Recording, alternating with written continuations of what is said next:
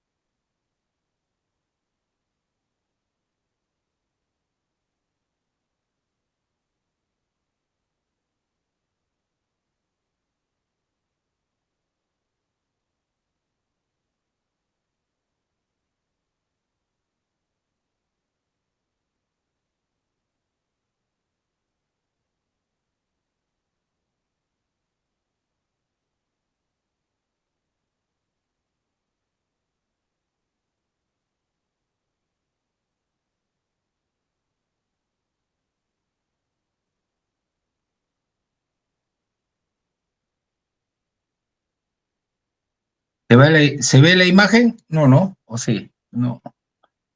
No, doctor. No, doctor. A ver, vamos a ver. ¿Qué está pasando? A ver.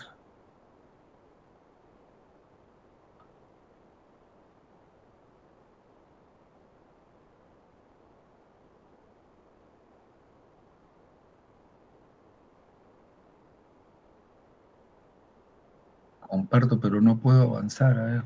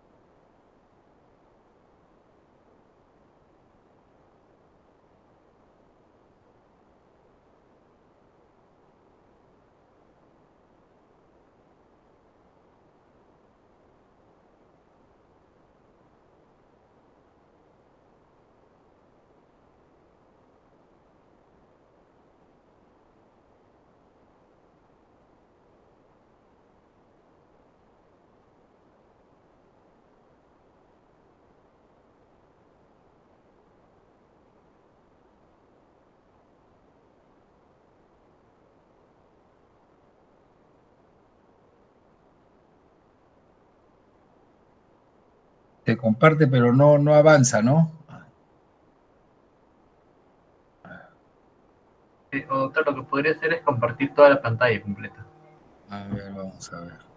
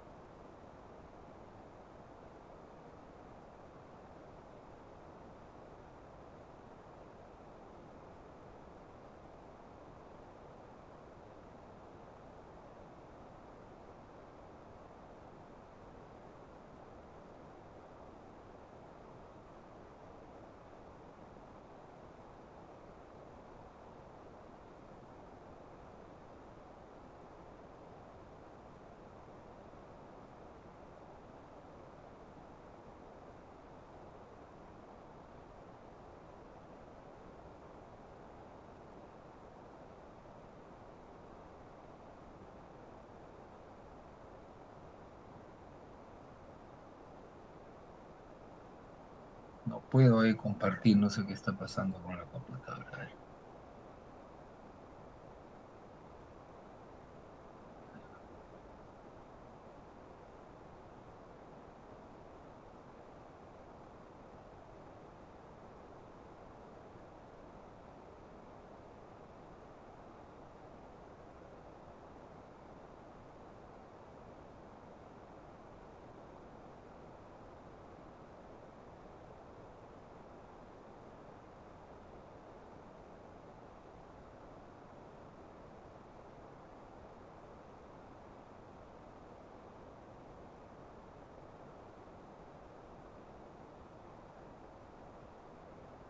Doctor, ahí se ve el PPT.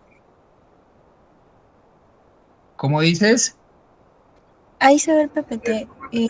Pero Sí, podría intentar mover las diapositivas para ver si pasan. no pasan. No, no pasan.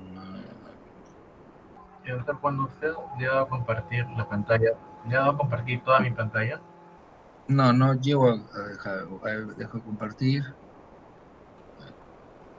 Hay una Cuando opción, Ahí, presiona el ahí se botoncito ve, de no se ve. no, es que hay tres opciones. Una donde dice pestaña de Chrome, otra ventana y a la derecha dice toda la pantalla. Ya, a ver, de acá, aquí, ventana, pantalla completa. Sí, toda la pantalla, pantalla completa. Ya tengo pantalla completa, pero no me sale compartir. Sí, una vez que le das el clic, dice toda la pantalla completa, luego le va a dar clic como en un cuadro que se muestra su pantalla, pero más chiquito.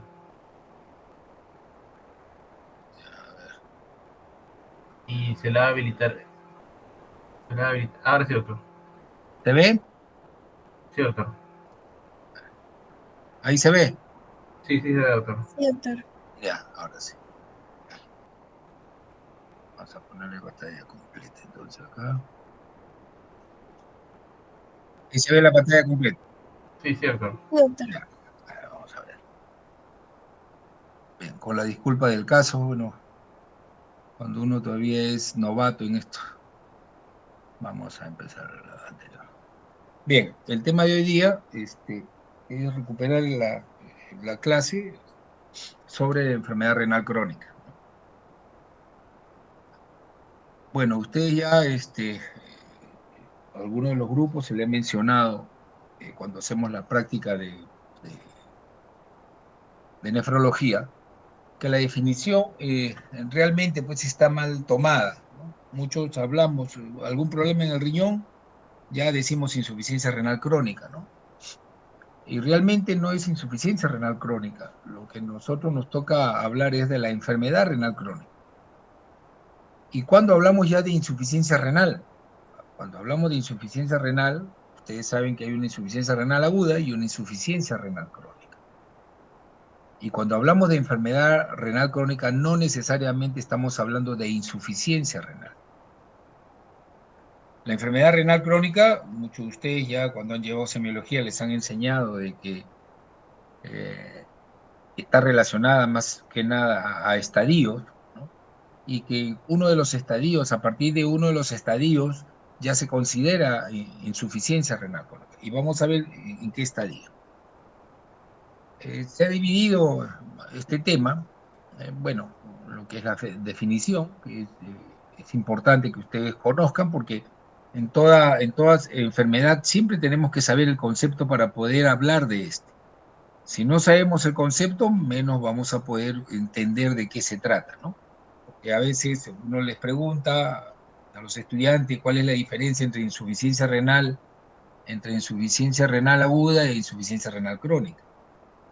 Entonces, no tenemos bien claro esos conceptos. En segundo lugar, cómo detectamos esta enfermedad, cómo la clasificamos, cómo evaluamos a estos pacientes con la tasa de filtración. En algunos casos podemos utilizar la depuración de creatinina, la evaluación de la albuminuria y las pruebas, ¿no?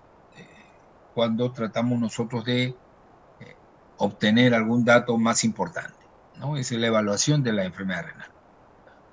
Y cuando hablamos de la definición de la enfermedad renal, hablamos que es una normalidad en la estructura o función, ¿no? Renal presente por más de 3 meses, ¿no? Que esto lleva lógicamente a implicancias en la salud. Y esta anormalidad en la estructura o función del riñón, cuando hablamos de la estructura, por ejemplo, si yo solamente tengo un solo riñón, la estructura de la formación de mis riñones son dos. Entonces, cuando se ve alterada esta estructura, ya hablamos de enfermedad renal crónica. Cuando la tasa de filtración, ¿no? La función renal está disminuyendo, hablamos de enfermedad renal crónica, ¿no? Pero estas alteraciones de la estructura o la función de nuestros riñones tienen que estar presentes por más de 3 meses, ¿no? Por más de 3 meses, con ciertas implicancias en nuestra salud, y que están consideradas, por ejemplo, en que la tasa de filtración glomerular sea menor a 60 mililitros por minuto por 1,73 metros cuadrados, una relación albúmina-creatinina en orina mayor de 30 miligramos por gramos, y otros marcadores que también consideramos nosotros como marcadores de daño renal, por ejemplo, que puedan tener hematuria, que pueda haber alteraciones tubulares con anormalidades electrolíticas, por ejemplo, la acidosis tubular. La acidosis tubular no es una insuficiencia renal, es una enfermedad renal, ¿no? Cuando hay anomalías estructurales, cuando una persona tiene un solo riñón o cuando tiene doble sistema pielocalicial, o cuando tiene quistes en los riñones, o cuando tiene cálculos, ¿no? Y que estas son detectadas generalmente ya sea por sonografía o ya sea por tomografía, ¿no? O que exista una historia de trasplante renal. Entonces, cuando hablamos de la definición de la clasificación, hablamos de la enfermedad, hablamos, por ejemplo, que cuando el volumen de filtrado glomerular es mayor o igual a 60, ¿no? Hablamos o diagnosticamos enfermedad renal crónica ante las siguientes evidencias. Por ejemplo, que el paciente esté orinando con espuma o esté perdiendo proteínas, entonces la presencia de albuminuria, ya estamos hablando de una enfermedad renal crónica. O cuando existen anormalidades estructurales, como ustedes pueden ver ahí, ¿no? Que podamos encontrar nosotros cálculos, un riñón en herradura, un riñón poliquístico, una hidronefrosis, etc. Entonces, hablamos ya de enfermedad renal crónica, independientemente si mis riñones están funcionando pues al 90 o al 100%. O cuando tenemos evidencia ya de daño renal. Por ejemplo, un riñón sano, ustedes lo ven, pero hay un riñón poliquístico. Hablamos ya de enfermedad renal crónica, ¿no? Que es una enfermedad genética. Entonces, y que por tomografía también se evidencia.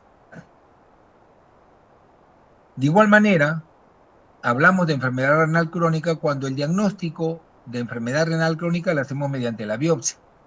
Y en una biopsia evidenciamos daño renal. Entonces ya estamos hablando de una enfermedad renal crónica, que probablemente sea y que ha sido diagnosticada y probada histológicamente, ¿no? Por ejemplo, este es un glomérulo, este es el espacio de Bowman, todo este es el glomérulo. Estos aritos que ustedes ven dentro de este, que es un penacho glomerular, estos aritos que ustedes ven con un núcleo central aparentemente, son los capilares glomerulares. Entonces los capilares glomerulares, como vamos a ver posteriormente o de repente el día de mañana para evaluar las glomerulopatías, tenemos que en primer lugar conocer la estructura del glomérulo, ¿no? Para hablar de las lesiones, porque ahí vamos a ver por qué es que se habla de focal, por qué se habla de segmentaria, por qué se habla de global, cuál es el término de difusa. Entonces ahí vamos a entender esa terminología que ustedes la observan en su libro y a veces es muy tediosa de analizar. Entonces, este es el espacio de Bowman, este es el penacho glomerular. Bueno, aquí hay lesiones, si yo la veo desde el punto de vista histológico, hay lesiones glomerulares como penachos, unos penachos que están más rojitas, la hematocilina y eosina está bastante centrada y se ha perdido estos capilares, ¿no? Entonces acá el espacio intersticial aquí prácticamente está siendo ocupada por un tejido, pero no es tema de evaluación ahorita, ¿no? ¿Y cómo detectamos la enfermedad renal? ¿No? Lógicamente haciendo pruebas en las personas con riesgo de padecer enfermedad, ¿no? O en las personas que también la padecen, utilizando, por ejemplo, la albúmina en orina, que es la prueba más sencilla y simple, como la evaluación de la tasa de filtración glomerular. Tras esta detección, utilizamos un cociente que es el cociente albúmina-creatinina. La albúmina se da en miligramos y la creatinina en gramos. Entonces, cuando el valor sale en miligramos por gramos. Entonces, ahí evaluamos el cociente que me da la albúmina en orina y la creatinina en orina, ¿no? Entonces, esta tiene que ser menor de 30 miligramos por gramo para decir de que mis riñones están trabajando bien y aparentemente no hay daño del riñón como pérdida de proteína. Ahora, estos factores de riesgo, esta persona con riesgo, hablamos las personas pues que tienen hipertensión, que tienen diabetes, etcétera, ¿no? Que pueden tener enfermedades cardiovasculares, que puedan tener antecedentes de insuficiencia renal aguda, o que hayan tenido pues comorbilidades de riesgo con bajo peso al nacer, con antecedentes de lupus, etcétera, etcétera, etcétera. Este es otro cuadro que realmente nos interesa bastante. Están caracterizadas por los grados de enfermedad renal crónica. El grado 1, grado 2, o hablamos de estadio 1, estadio 2, estadio 3, 3A, 3B, 4 y 5, ¿no?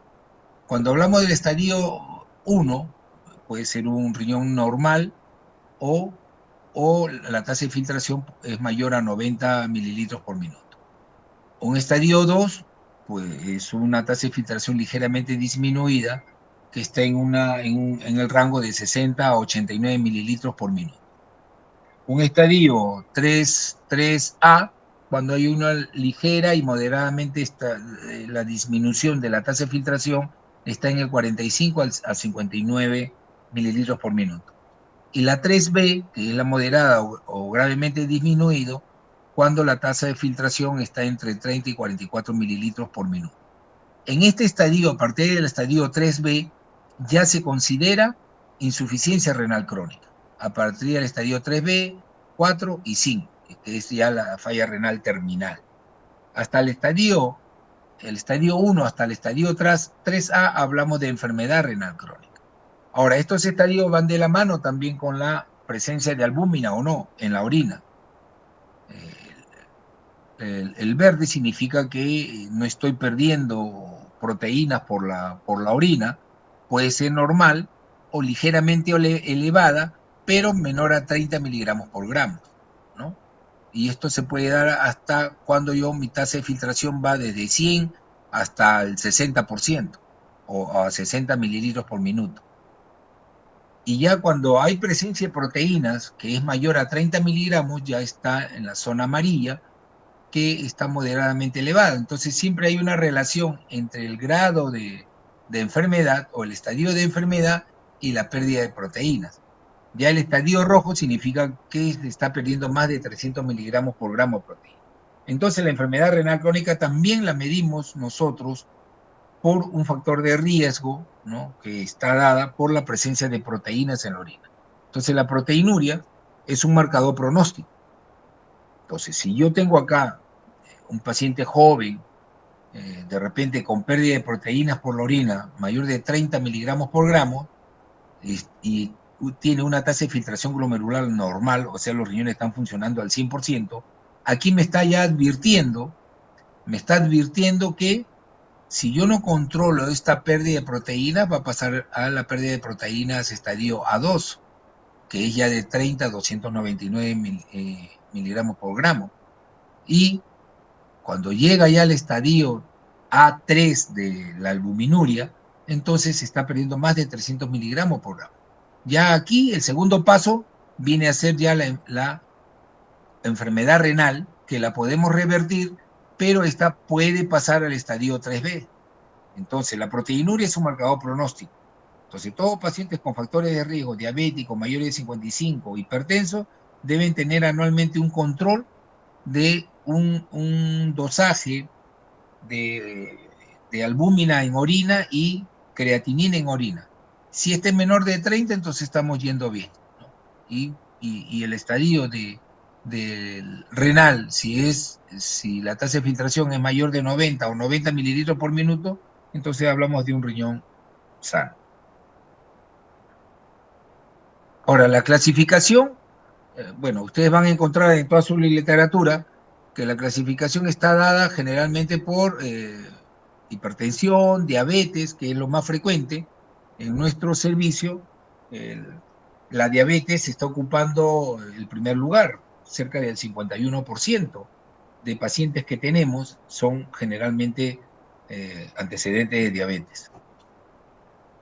En cuanto a la epidemiología, ya la enfermedad renal crónica se está considerando como una enfermedad, ya un problema de salud pública, ¿no?, porque está afectando más del 10% de la población adulta y más del 20% de los mayores de 60 años. Entonces, así como la tuberculosis, ya la enfermedad renal crónica se está considerando como un problema de salud.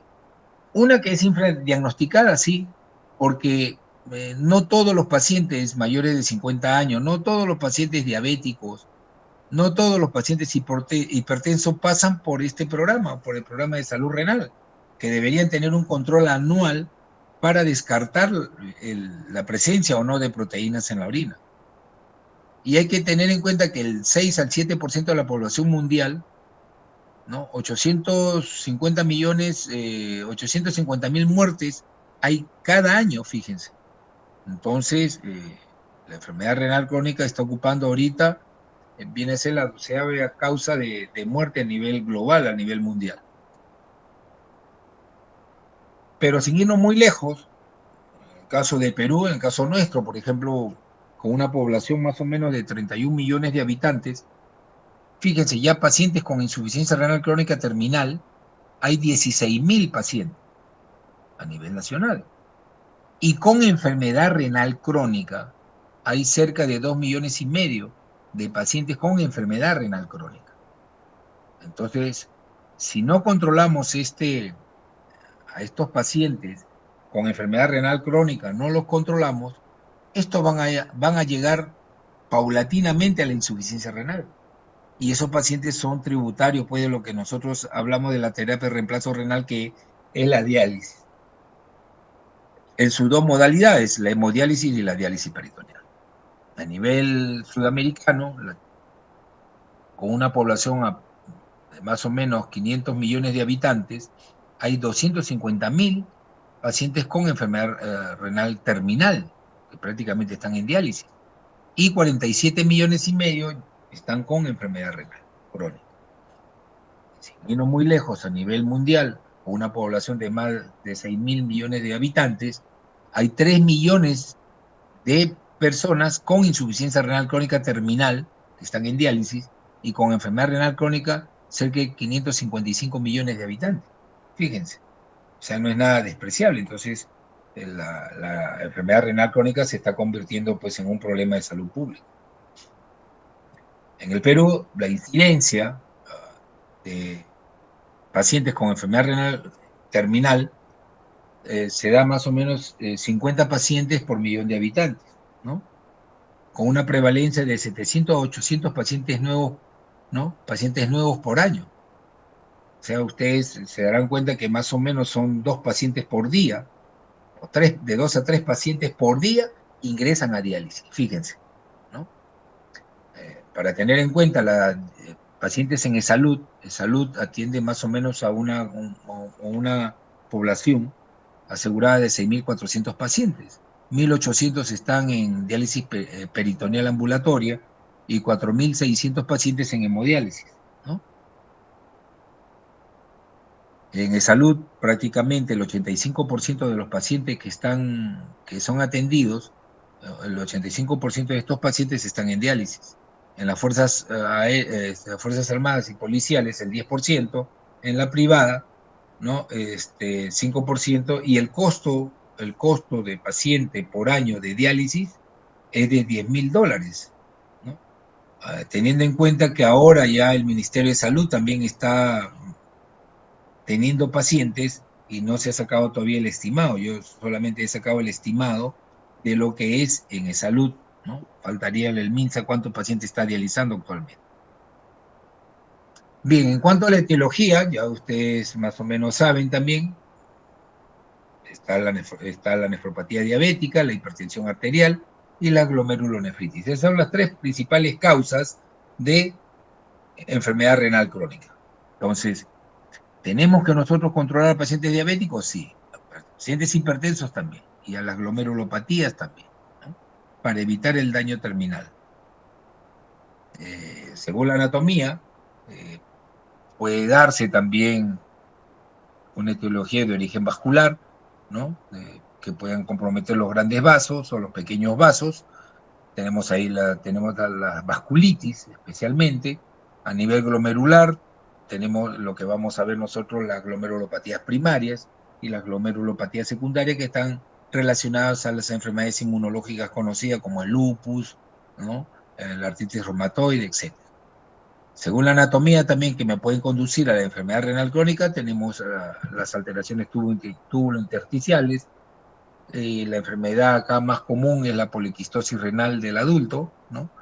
Y en relación a las obstructivas también que me pueden conducir a la enfermedad renal crónica, son los problemas obstructivos, los cálculos en los riñones o los problemas de la próstata, ¿no? En el varón. Son enfermedades que pueden llevar a la insuficiencia renal crónica. Se dice que la enfermedad renal crónica o la pérdida de proteínas se dan de 2 maneras. Pueden ser de causa glomerular o de causa no glomerular, ¿no? De causa glomerular, la proteinuria, especialmente dada por la diabetes, la hipertensión, ¿no? El edema y la misma insuficiencia renal. Y las causas no glomerulares, estas están dadas generalmente llamado así, por tuberculosis, por otro tipo de enfermedades que pueden estar relacionadas a las lesiones del riñón, ¿no? ¿Y cuáles son los factores de riesgo de esta enfermedad renal crónica? Tenemos factores de riesgo susceptibles a que puedan incrementar el daño renal. Una edad avanzada, ¿no? edad avanzada, es un factor de riesgo, historia familiar de enfermedad renal crónica, ¿no? Que exista las glomerulopatías con reducción de la masa nefronal, que tenga yo un antecedente de bajo peso al nacer, factores raciales, especialmente los morenos, el bajo ingreso económico y el bajo nivel educacional, ¿no? En el caso de Tacna, hay muy poca educación en relación al control de la diabetes y de la misma hipertensión. Se tiene que hacer más actividad preventiva, ¿no? Que está relacionadas a la atención primaria. Los factores de riesgo que inician directamente el daño en el riñón, o sea que son los detonantes, llamemos así, que tienen de fondo una enfermedad, por ejemplo la diabetes, la hipertensión, ¿no?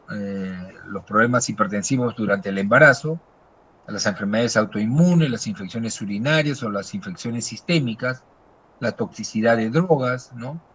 El problema de los metales, los insumos que se utilizan en la agricultura y las enfermedades hereditarias. Pero también hay factores, ¿no?, de riesgo de progresión que causan empeoramiento del daño renal. O sea, ya yo tengo una enfermedad renal crónica, pero hay algo que hace que mi riñón se dañe más rápidamente. Puedo tener yo una enfermedad renal crónica, por ejemplo, cálculos, y estoy ya con pérdida de proteínas. Entonces, la pérdida de proteínas, la proteinuria, va a acelerar este daño, ¿no?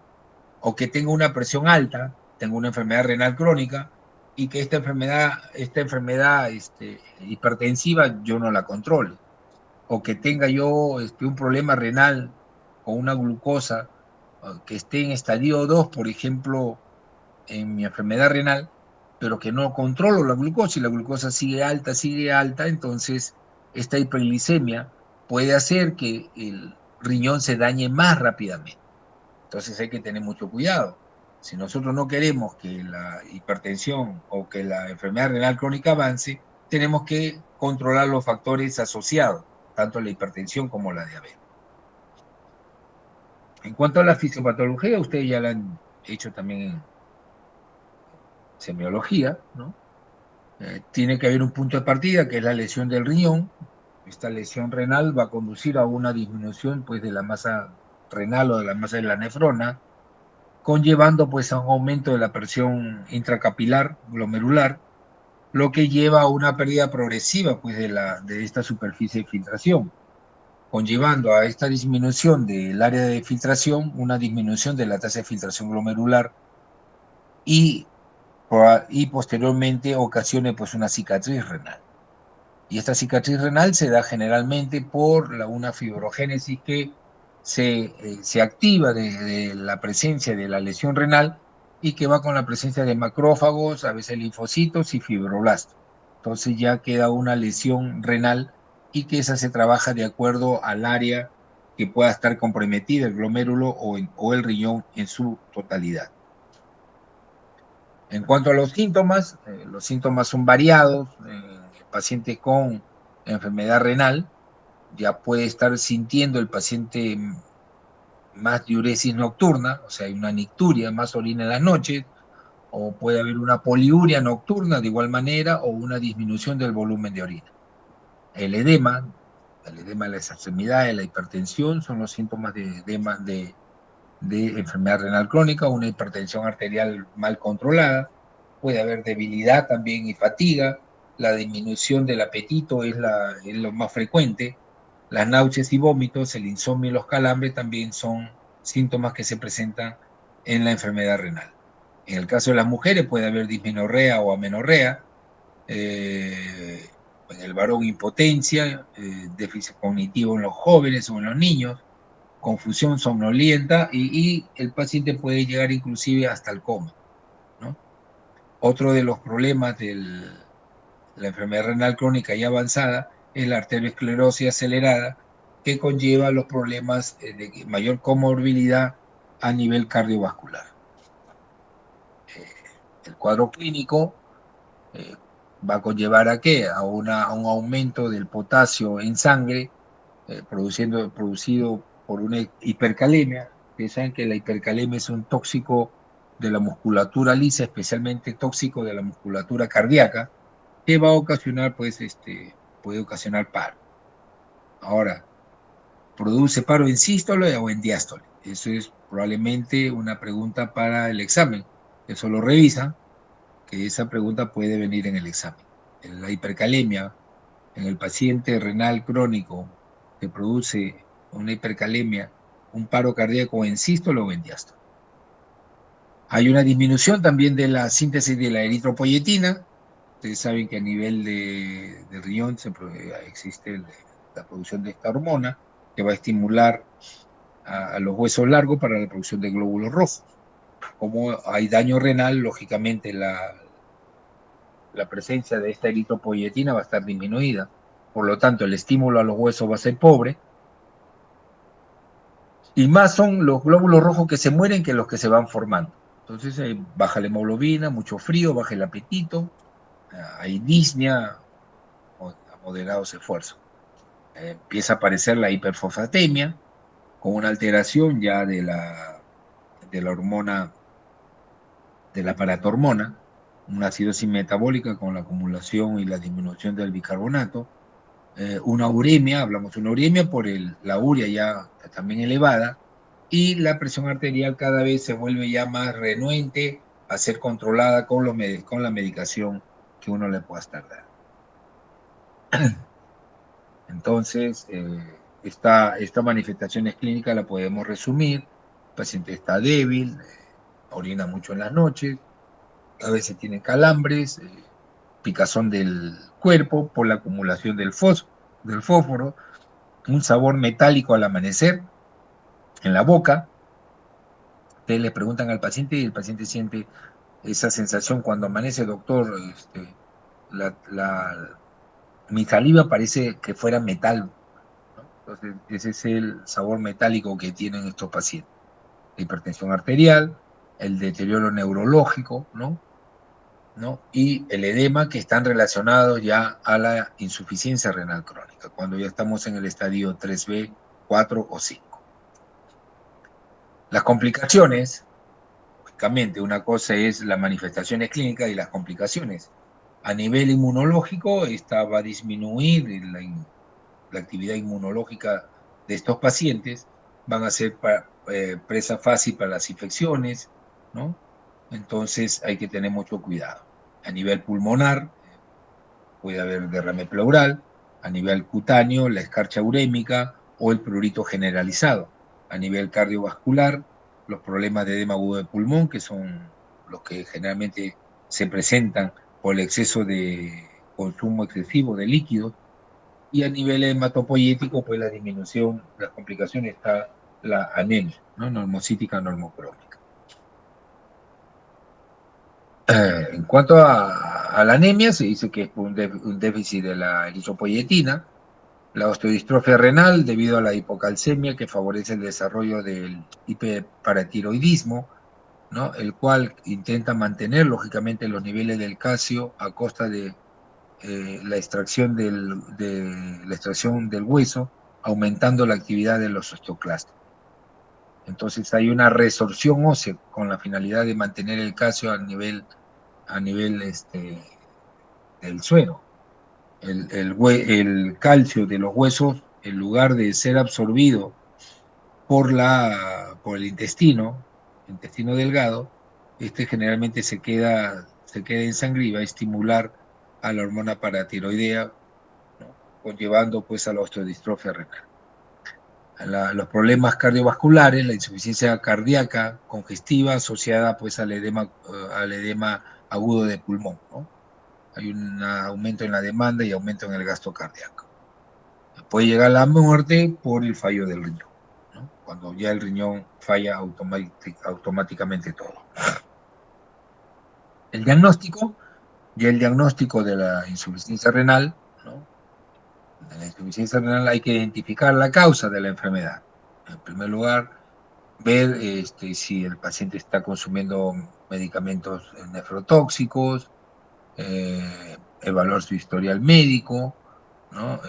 El historial social y ambiental de igual manera, buscar antecedentes familiares para ver si es que hay problemas congénitos o hereditarios, ¿no?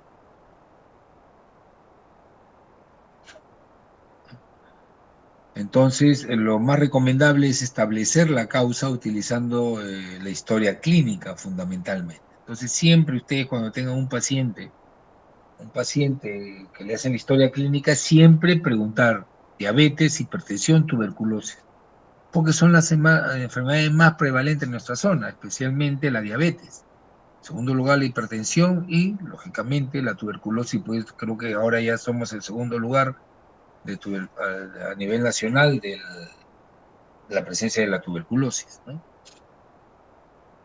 De igual manera, ver los factores sociales, ver qué tipo de medicamentos toma, importante la exploración física, los exámenes de laboratorio, la ecografía va a ser importante. En ecografía lo que se va a ver es la pérdida de la diferenciación córtico-medular. ¿Qué significa esto? Normalmente cuando se hace la ecografía, están dos zonas bien delimitadas.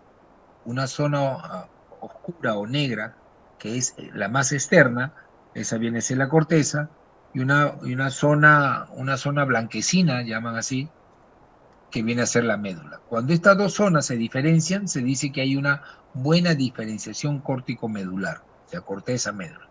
Pero cuando esta diferenciación de corteza y médula es solamente, pues, no se nota bien, entonces el radiólogo nos va a decir inadecuada relación córtico-medular. Entonces probablemente ese riñón ya sea crónico, ¿no? Entonces, viendo las causas, haciendo un recordaris, ¿no? Las enfermedades sistémicas como la diabetes y las causas primarias, tenemos también pues a la glomerulonefritis, ¿no? A la proliferativa, a la focal y cementaria, que eso lo vamos a ver el día de mañana en clase. Como causa de la túbulo intersticial tenemos el riñón poliquístico, ¿no? Las infecciones autoinmunes, ¿no? Tipo lupus, los problemas vasculares como la vasculitis, la arteriosclerosis, la hipertensión, ¿no? La poliquistosis renal del adulto y la poliquistosis renal también del niño. Son las principales causas que pueden conllevar a la enfermedad renal crónica y hasta la insuficiencia renal. ¿Cómo hago yo para diagnosticar? Lógicamente, también sería la biopsia, siempre y cuando exista una buena corteza. La corteza, cuando más grande sea la corteza, es mejor. La corteza debe de medir por lo menos 1,5 cm para decir que es una corteza adecuada, ¿no? Entonces ahí podemos hacer la biopsia renal. Pero cuando esta corteza va disminuyendo y es menos de 10, definitivamente ya la biopsia renal resulta inútil. O sea, ya no se hace biopsia renal, porque ese riñón ya es muy duro, ¿no? ¿Cómo evalúo yo también la cronicidad? Hay dos formas. Hay que valorar la tasa de filtración glomerular, 3 mediciones, o sea, en 3 meses, una mensual, y si a partir de la tercera medición persiste esta alteración de la tasa de filtración, entonces nosotros estamos hablando de enfermedad renal crónica. La segunda forma de evaluar la cronicidad es por la tasa albúmina, creatinina en orina, y que este hallazgo podría ser el resultado de un evento reciente. Entonces, esta proteinuria, esta tasa albúmina creatinina en orina, es un marcador pronóstico de esta enfermedad, ¿no? Entonces, ¿cuándo ya consideramos nosotros que un paciente tiene que estar en tratamiento para la enfermedad renal crónica? Cuando existe una tasa de filtración glomerular, ¿no?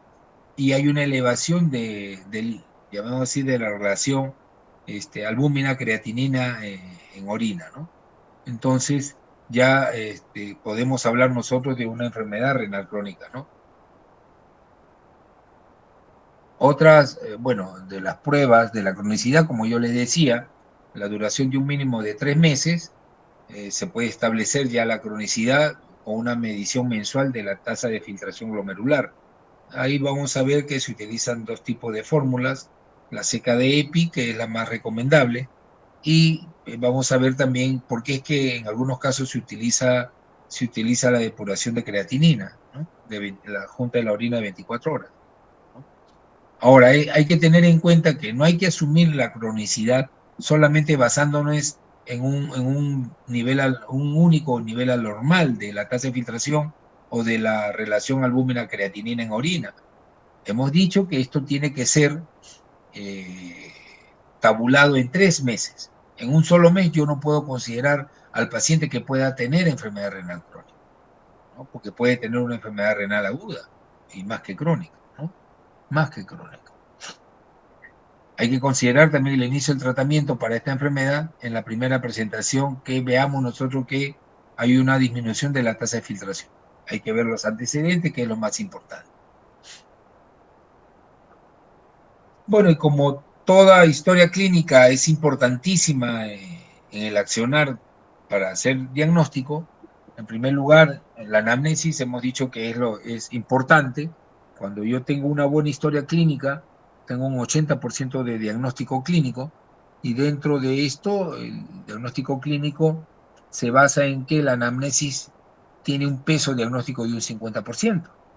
Entonces ese 50% está dado pues por la anamnesis, ver sus antecedentes, si ha tenido enfermedad renal familiar, si hay enfermedades sistémicas o enfermedades renales previas que hayan tenido, o el paciente está expuesto a tóxicos, ¿no? Como los insumos que se utilizan para la agricultura, ¿no? Los pesticidas. Entonces es importante trabajar en la búsqueda de la enfermedad renal, y se recomienda utilizar pues, una ecuación validada, y esta ecuación validada sigue siendo hasta ahora, a partir de 2021, es el CKD-EPI, ¿no? Y hay otro tipo de uso, por ejemplo, de la ecuación con la cistina en situaciones clínicas, pero nosotros no tenemos ese reactivo de la cistatina, que en otros países sí se están haciendo, ¿no? Entonces, esta ecuación del CKD-EPC, hay fórmula, y con esto nosotros podemos valorar más cercanamente a una probable enfermedad renal crónica. Estas son las otras, esta es la fórmula, ¿no? Para calcular el filtrado glomerular. Ya los libros o las computadoras, las laptops traen ya la tasa de filtración y la calculan directamente, pero la que más se utiliza en la actualidad es el CKD-EPI. Ahí solamente se ve la talla y el peso. En algunos casos, la raza o si es mujer, ¿no? Otra fórmula para calcular el filtrado glomerular es la ecuación de Rocco-Gall, que es la que nos enseñaron y que en algunos casos también se han utilizado y se utilizan inclusive, ¿no? Otra de las fórmulas para calcular el filtrado es el MDRE4, ¿no? Que está estimado ahí las proteínas, la luna especialmente, ¿no? El CKD-EPI no figura la albúmina. Pero ¿en qué situaciones nosotros no podemos utilizar, por ejemplo, la tasa de filtración glomerular? Por ejemplo, en los pacientes amputados, no podemos utilizar la tasa de filtración del CKD-EPI en los pacientes caquéicos. Ahí tenemos que utilizar la depuración de creatinina, el aclaramiento de la creatinina, que viene a ser la junta de la orina 24 horas. Y cuando hay pacientes muy adelgazados, por ejemplo, con un índice de masa corporal menor de 19 o mayor de 35, en estos pacientes tienen mayor validez el aclaramiento de la creatinina. Pero si pacientes que siguen dietas pues con los vegetarianos, los menores de 18 años, los pacientes que tienen enfermedad hepática grave, ¿no? Mujeres embarazadas, en ellas no se puede hacer el cálculo, ¿no? Porque el embarazo pues condiciona de que la tasa de filtración glomerular inclusive aumente, ¿no? Aumente. Por eso es que la creatinina disminuye. Entonces, en esos casos es mejor medir la depuración de creatinina. Igualmente, el aclaramiento es válido para los pacientes que van a donar riñón, ¿no? Entonces, eso va a ser. O, de igual manera, para ajustar las dosis de los medicamentos. Ahí no podemos utilizar la fórmula, pues, el, el CKD-EPI. Acá tenemos para nosotros poder ajustar las dosis de los fármacos, utilizamos, pues, la depuración de creatinina. Ese es mucho mejor, ¿no? Los exámenes que tenemos son para evaluar la función renal, tenemos marcadores exógenos que no lo hacemos nosotros en nuestro hospital, ¿no? Los marcadores endógenos, donde pedimos nosotros la creatinina plasmática, la recolección de la orina, la proteinuria, etcétera, ¿no? La cistatina, por otro lado, la urea también es otro marcador endógeno, y el CKD-EPI, ¿no? Y acá ustedes tienen los valores de la creatinina plasmática, la urea, el ácido úrico, etcétera, ¿no? El tratamiento. ¿Y cuál es el objetivo del tratamiento? El objetivo del tratamiento es controlar los síntomas, ¿no? Es importantísimo reducir las complicaciones y retrasar el progreso de la enfermedad. Ese es el objetivo que tenemos nosotros los nefrólogos, ¿no? Para controlar esta enfermedad. Uno, controlando la presión arterial, de igual manera evitando también las transfusiones sanguíneas sin causa aparente, evaluando la ingesta de líquido, hay que tener mucho cuidado con la ingesta de los líquidos, de igual manera con los electrolitos, porque los electrolitos pueden ser contraproducentes también, ¿no? Si el paciente tiene el potasio alto. Y a final de cuentas, el objetivo del tratamiento va, cuando ya el tratamiento médico conservador ya es inútil, entonces viene la terapia de reemplazo renal, que es la diálisis y el trasplante. Ahora, el enfoque de la enfermedad, del tratamiento de la enfermedad renal crónica radica exclusivamente en la dieta. O sea, en la dieta, ¿no? Aquí no hay que exista una pastillita para mejorar la función renal, definitivamente no. Tenemos que aprender saludablemente, tenemos algunos medicamentos que ayudan a retrasar más ¿cómo se llama? La enfermedad renal. Por ejemplo, en una época estaban los ARA2 y los IECA. Hemos pasado ahora a tener otro arsenal eh, para la atención de nuestros pacientes, los inhibidores de la SGLT2, ¿no? Que es la epagliflozina, la dapagliflozina, los inhibidores a nivel mineralocorticoide, como la firenona, que es el Firialta, ¿no? Entonces, esos dos medicamentos nos sirven nosotros para retrasar también la función renal, la insuficiencia renal, perdón, ¿no? Entonces, fundamentalmente radica en la dieta, principalmente en la dieta.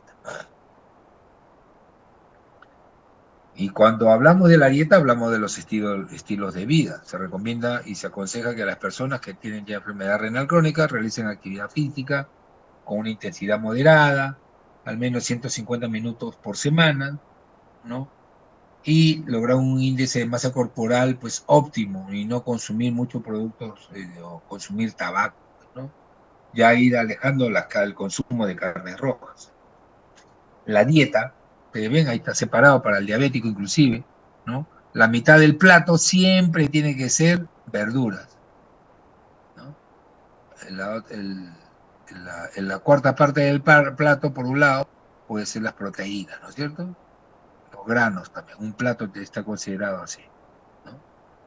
La ingesta proteica, se sugiere mantener una ingesta de 0,8 gramos por kilo, ¿no? En adultos con enfermedad renal crónica de estadio 3 al 5, ¿no?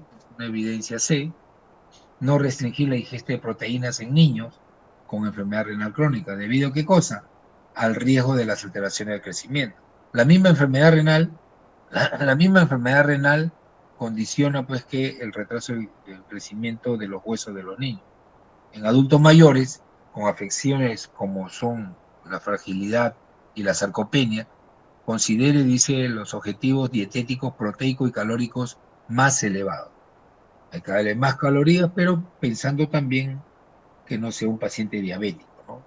Ahí tenemos que controlar eso. Pero si no, darles más las calorías tienen que estar relacionadas a los carbohidratos, ¿no? Y las proteínas tienen que ser de origen animal, con alto poder biológico, ¿no? La ingesta del sodio hay que disminuirla a 2 gramos, ¿no? De 2 gramos al día. Es importante controlar este tipo de electrolito con la finalidad de evitar, pues, las hipertensiones no controladas. Control de la glucosa, de igual manera, se recomienda la guía CADIGO en el control de la diabetes, ambas, en el control de la diabetes. Se recomienda que la hemoglobina glicosilada, esta tiene que ser individualizada en cada paciente, ¿no? Que debe oscilar menor de 6 y menor de 7%, que prácticamente nos está hablando que la hemoglobina glicosilada tiene que oscilar entre el 5 y el 6%. Cuando la hemoglobina glicosilada oscila entre el 5 y el 6%, la glucosa va a estar en un nivel óptimo entre 90 y 100, ¿no? De igual manera, hay que tratar a los pacientes con diabetes, ¿no? Con metformina, pero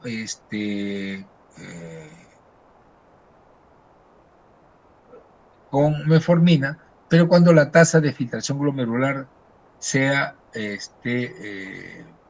menor de 30 mililitros. Aquí le han puesto mayor, pero es menor, ¿no? Porque ya con paciente con el estadio ya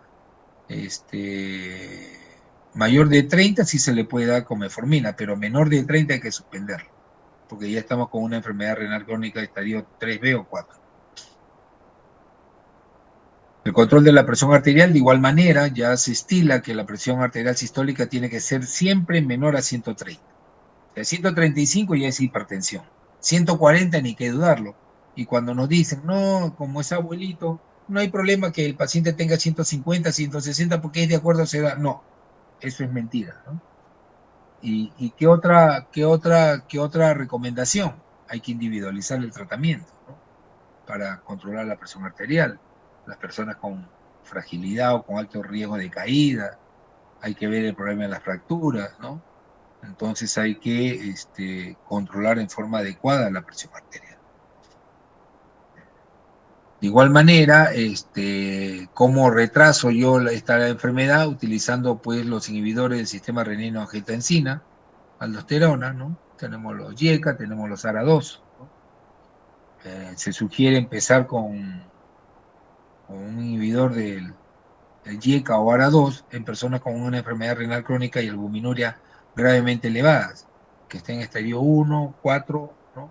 Y con pérdida de proteínas en A3, ¿no? Iniciar también el YECA o el ARA en personas con enfermedad renal y albuminuria moderadamente elevada, ¿no? Se recomienda, dice, evitar cualquier combinación de tratamiento, YECA con ARA, no pueden ir YECA con ARA, ¿no? Hay que tener mucho cuidado. Entonces, en relación a las etapas, bueno, en la etapa 1, generalmente el paciente está sintomático, el plan de acción se tiene que orientar más que nada a tratar la causa que pueda condicionar una nefropatía crónica. En la etapa 2 o en el estadio 2, los síntomas siguen siendo poco perceptibles, ¿no? El plan de acción aquí se centra en la evaluación y la prevención ya de la progresión de la enfermedad. En la etapa 3, ya aquí ya empiezan a aparecer los signos y síntomas clínicos relacionados a las complicaciones de la misma insuficiencia. El plan acá comprende la evaluación y el tratamiento de las complicaciones. En la etapa 4, ya las anomalías y clínicas significativas ya están relacionadas también a una disfunción ya renal. Y aquí el plan comprende en preparar ya al paciente para el tratamiento de la terapia del reemplazo renal. Los SGLT2, los inhibidores, son los nuevos medicamentos que han salido como protectores renales. Definitivamente también se da en pacientes que tengan una tasa de filtración glomerular por encima de 20 mililitros por minuto, ¿no? Tanto en diabéticos como en no diabéticos. Esto ya se está dando, ya ha sido aprobada la institución, al menos en salud, y pronto lo podremos tener ya dentro del arsenal también de tratamiento. Igualmente, los antagonistas de los receptores mineralocorticoides, como son la finerenona, ¿no? Este antagonista no esteroideo es este primo hermano, pues, eh, del, del, del diurético, del diurético que actúa a nivel del tubo distal. ¿Cuál es? ¿Saben? El diurético que actúa a nivel del túbulo distal.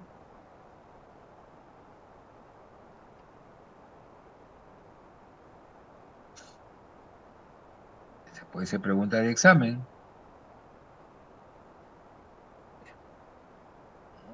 Entonces es necesario tener en cuenta estos antagonistas, ¿no? Que también el Firialta, esto no lo tenemos todavía en nuestro arsenal terapéutico de nuestra institución, pero en forma ambulatoria particular sí se está dando, ¿no?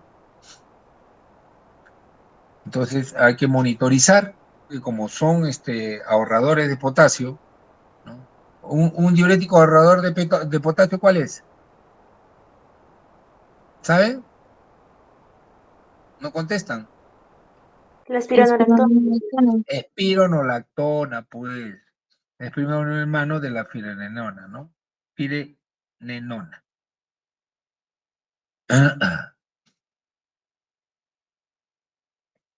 Ahora, en un inicio, con estos tratamientos puede bajar un poquito la tasa de filtración, pero nuevamente ya se recupera. Entonces no hay que preocuparnos mucho, porque en un 30% de los pacientes puede observarse eso, ¿no? Como retraso también la enfermedad renal crónica, la retraso pues con tratamiento farmacológico, con la dieta, el uso de bicarbonato en polvo, media cucharadita cada 8 horas, me ayuda a controlar la acidosis metabólica. Hay que vigilar el tratamiento también de este medicamento, ¿no? De igual manera, tener presente pues el potasio y el problema de la sobrehidratación. En el caso de la hiperpotasemia, ¿no? Aquí tenemos muchos medicamentos que podemos recurrir, ¿no? Como tenemos el gluconato de calcio, disminuir la ingesta de alimentos que contengan mucho potasio, por ejemplo las frutas. Todas las frutas tienen que ser cocidas para el paciente, para evitar este problema pues de la hipercalemia. ¿Dónde más encuentro el potasio sumamente elevado? En las menestras y en las verduras. Entonces estas verduras se tienen que remojar y al día siguiente, bueno, darle un hervor, ¿no? Y eso nos va a permitir estar mucho mejor. En cuanto al tratamiento, ya el tratamiento médico, ya viene lo que es la diálisis, que esto lo vamos a ver ya en el capítulo en el tema de la terapia de reemplazo renal, la hemodiálisis y la diálisis peritoneal, ¿no? El trasplante también es otra de las opciones, es colocar un riñón sano, ¿no? de otra persona en el cuerpo de un paciente portador de insuficiencia renal mediante una cirugía, ¿no? El pronóstico del paciente con enfermedad renal crónica ha demostrado que hay un aumento de la mortalidad, ¿no? Mientras a medida que la función renal disminuye. Y la causa principal de muerte de pacientes con enfermedad renal crónica son las enfermedades cardiovasculares, ¿no? El trasplante, contra el pronóstico, aumenta significativamente pues, la supervivencia de estos pacientes, ¿no? Cuando se compara con otras opciones. Entonces, pero sin embargo, pues está asociado a una mortalidad a corto plazo debido a las complicaciones de la misma cirugía que pueda existir. Pero tenemos nosotros pacientes pues, que tienen 20 años de trasplante y están bien. El trasplante sigue siendo la opción, la primera opción para la terapia de reemplazo renal. Los objetivos, para ir terminando ya,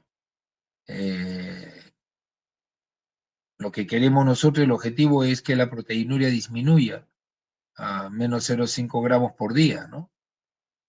¿Y esto cómo lo consigo? Lo consigo pues con una terapia de nefroprotectora, con el uso de los IECAS o los ARA2. La terapia, mantener una presión arterial menor de 130 con 80, ¿no? La intervención antihipertensiva va a hacer de que yo mantenga estas presiones dentro de los límites normales. La restricción de proteínas en la dieta, de igual manera, una dosis de 0,6 a 0,8 gramos por kilo. La restricción de sal, el control de la glucosa, una hemoglobina glicosilada menor de 7%, y el producto calcio-fósforo que esté en niveles adecuados, ¿no? Con la finalidad de que el riñón no se dañe más. Creo que esta es la última diapositiva. Bueno, si hubiera alguna pregunta, alguna duda, me dicen. Todo claro, doctor. Ya. Bien, yo les agradezco. Lean, por favor, los últimos acontecimientos que están sucediendo ya con los pacientes en cuanto al tratamiento, en cuanto a la disminución y al lentecimiento de la progresión de la enfermedad renal. ¿Podemos prevenir nosotros la insuficiencia renal crónica? Sí la podemos prevenir. ¿Y cómo la prevenimos? Controlando la diabetes, controlando la hipertensión. Entonces, eso es lo fundamental. Bien, muchachos, yo les agradezco la atención y ya el día de mañana a las 3 creo que es la clase, ¿no? O 3:30. 3:30, doctor. A las 3, ¿no? Ya, a las 3 nos estamos viendo. ¿Ah? 3:30, doctor. 3:30 ya, a las 3:30 estamos viendo ya lo que es la glomerulopatía. ¿Ya? Listo. Muy buenas noches. Gracias, doctor. Hasta luego. Ya, hasta Saludos. luego. Ya, hasta Doctor. luego.